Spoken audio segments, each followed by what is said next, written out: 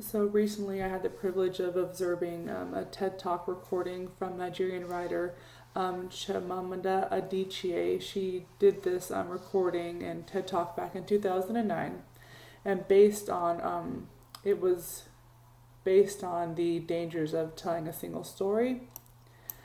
And what it was referring to was how having one side of a story or one person's perception or opinion can alter and create almost a false reality of perception that you can have against people.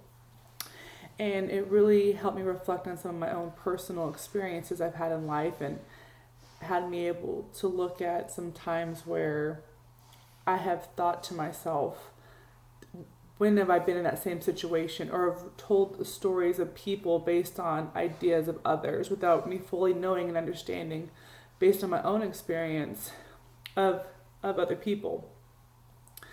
For example, she said, so that is how to create a single story. Show people as one thing, as only one thing over and over, and that is what they become, right? It becomes a reality, though it's not real in reality, but your mind creates it and you tell the story like you've lived it, but it's just not accurate. Description of certain people. So I grew up in a military family, and all up and down the Southern California coast, my dad was Navy, so I always went to school with other military members. So Filipino, Japanese, black, white, all different types of European, anybody from all over who was in the service, Marine Corps, Navy, Air Force. I went to school with them. So growing up, I never really had an idea of certain kind of people that I should be with. We were always collective and a diverse group, and our families were diverse because the military is very diverse, so I was familiar with that. But my dad retired right when I was going into high school, and we were leaving California and going to North Carolina. And all I kept hearing was, you're moving to the country. You're moving to the country. So in my mind, being a young girl, and this was before cell phones and not really internet, so I thought to myself, like wagon wheels, horseback. And now that I say it out loud, it makes me feel kind of funny, but my mother, who always was born and raised in Southern California, she was kind of fearful of it because she had visited a few times my father's family. He was born and raised in North Carolina near the Appalachian Mountains. And so my mother had kind of painted this picture for me as well, as there's nothing out there, it's remote.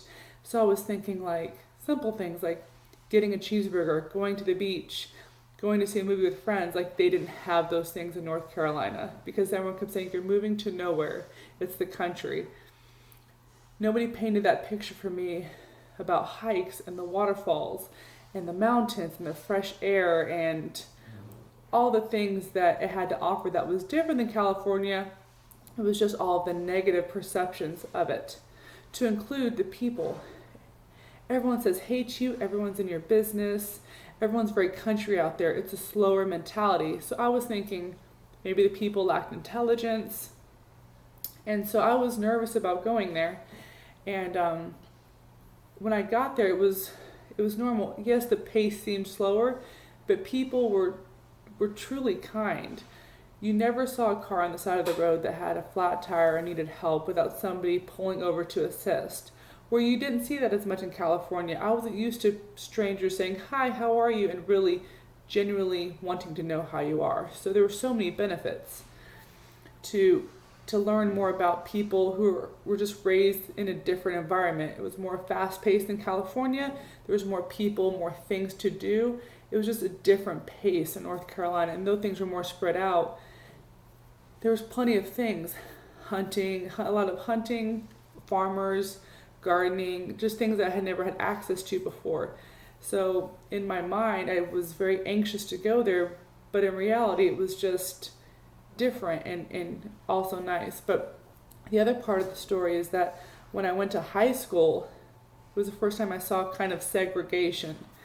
People of likeness hung out together, where growing up in military schools, I never experienced that. So single story creates stereotypes, and the problem with stereotypes is that they are not untrue, but that they are incomplete.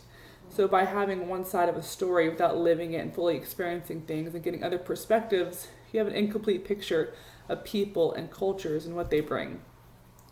Another note that she mentioned in her TED Talk was stories can break the dignity of a people, but stories can also repair that broken dignity. So by having open communication and by living through your own experience and communicating about it, it creates open conversation and dialogue to kind of give different perspectives and make realistic how people are all over the world. So that's what I took away from it. Thank you.